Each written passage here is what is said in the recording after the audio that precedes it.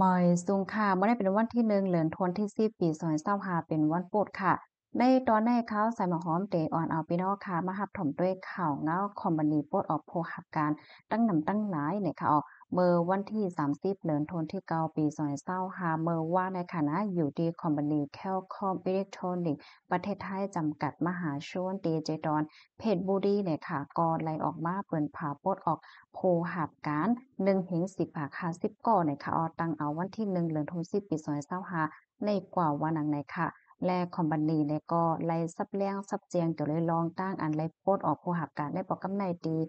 โพหับการและผู้สื่อข่าวเขาเฮ็ดจังไหนค่ะนะเมื่อเลียวในค่ะเนาะคอมพานีได้มีแห่งการ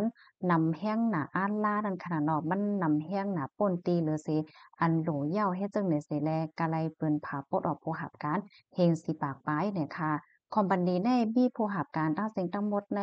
29,000เฮง2ปากค่ะ16ก่อเฮ็ดจั่งใดค่ะเมื่อเลียวปลดออกผู้รับการกว่าเฮงปลายยาวในแลเตเกิดอยู่ผู้รับการได้27,000เฮง8ปากปลาย6ก่อเฮ็ดจั่งไหนเนี่ยค่ะลองตั้งได้ก่อเปิดอะเตรักษาเงาลายแลหนังหือคอมพานีเตมันกึมยินยาวกว่าเมื่อนานนั่นว่าจั่งหนังไหนเนี่ยค่ะเฮแลคอมพานีเนี่ยก็เตขับเคลื่อนเฮ็ดสร้างจอมหนังปักเปิงหมายมี อันนี้ไว้นั่นกว่าเฮ็ดให้เขาเอาก็เตจอยเทียมปันเตหยอดแต้นปันลองอันไล่โพดอกผู้รับการแหละเจ้าในเนี่ยค่ะอันคอมพานีเตจอยปันในขณะที่มีอยู่3ตอนเนี่ยค่ะเนาะตอนที่1เนี่ยก็เตจอยปันกาคัดฮ้องใน1เฮงหวาดค่ะที่2เนี่ยก็เตจอยปันกาออกข้าวตั้งใน3ปากหวาดที่3เนี่ยก็เตจ่ายปันกาเฮียงในเทียงตาข้าวตั้ง1เหรินเฮ็ดจังได๋เอาเลอเสนั่นก็เตมีป้า ศูนย์ปันตั้งจอยเถียมผู้หับการที่อันถูกย่าปลดออกการกว่านั้นข้าวตั้ง1เหลินนับตั้งเอาวันที่1ถึง31เดือนธันวาคมปี2025ในเตมีเจ้านาตีค่ะเนาะมา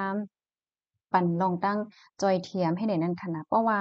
มาโดยลองแห่งการในก็เพราะว่าออกการที่เก่าอยาวได้กว่าหาการว่าซ่องไว้ให้ได้ลองวัดลองไว้ว่าเฮ็ดให้มันก็ส่ำติมีเทียงนั้นขนาดเนาะอันนี้ก็ติมีอันตั้งฝ่ายผู้มีผลผ่อนเขาในได้รับจอยเทียมปันกับครึ่งปันในตอนใน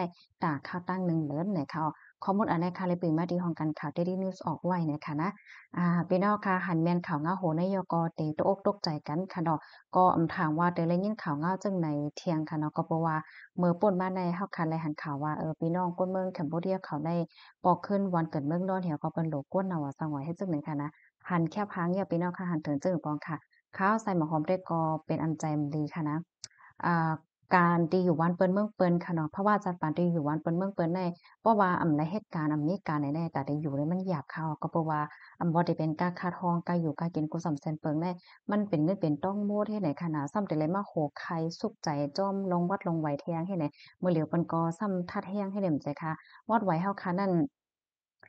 เฮาค่ะเฮ็ดดีหลายเนาะยกก็เฮาค่ะแต่ละเหตุการณ์ที่แน่นอนส่องสิ่งไว้ให้ไหนเพราะว่าค่ายที่เหตุการณ์ก็มันก็ทำแต่ละค่ายวัดค่ายไว้ว่าเฮาว่าเฮ็ดจั่งใดเที่ยมื้อเดียวก็ซ้ำเป็นข่าวต่อวัดต่อไว้บางก็เตยาวๆบางก็เต็มไปยาวเฮ็ดให้นั้นขนาดนะก็นั่นแหละมองใจจ้อมคะเนาะก้นเฮงปายอันถุงยาปดการกว่าในเฮ็ดให้ขนาดก้อยก็ว่าปันแห้งใจค่ะมือฮบทบปัญหาจั่งเนี่ยก็คัดใจไว้ใจแก่นแข็งแรงก็ต่อสู้ก็อยู่ยามว่าแต่รายการงานที่ลีมาอยู่ไหนค่ะเฮแลขย้อนให้พี่น้องค่ะสืบเปิ้นแพร่กว่าค่ะเนาะให้พี่น้องค่ะไลรับรู้ เจออันโวดว่าเดกว่าเมืองไทยเดกว่าหาการหางานว่าเฮ็ดให้มื้อเหลียวได้เงาลายหลายๆรองมันก็บ่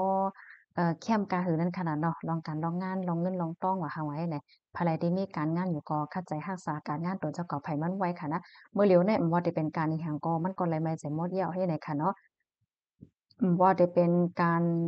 รรุมกันละลายริ่วขนาดอันนี้แต่ก็ไว้แทงตอนค่ะนะเห็นวันๆจั่งก้อยมาโอบโอ้ป้ายเหน่กันไหนค่ะเนาะพี่น้องค่ะมื้อนี้ข่าวใส่หมอหอมย้อนน้อมอีกหนึ่งค่ะเนาะข่าวงาเฮาค่ะข่าวยามมันก็ได้มาหม่านค่ะนะมื้อนี้ก็เพราะว่า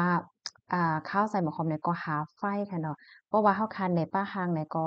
มันเหมือนได้ได้มีลองของขำลองไฟอีกหนึ่งค่ะเนาะไฟแลบเต็มเป๊จังได๋ค่ะนะกำนันแลนาได้รับสึงไว้จักได๋ค่ะนะ อ้าวค่ะอันนี้ก็ย้อนรอบอีกหนึ่งในขณะยินสมุกอติรับถอมปันแห้งค่ะย้อนให้อยู่ในกินหวานและดอดเพกันกูก็กูโก้นในค่ะออค่ะหมอยซุงค่ะ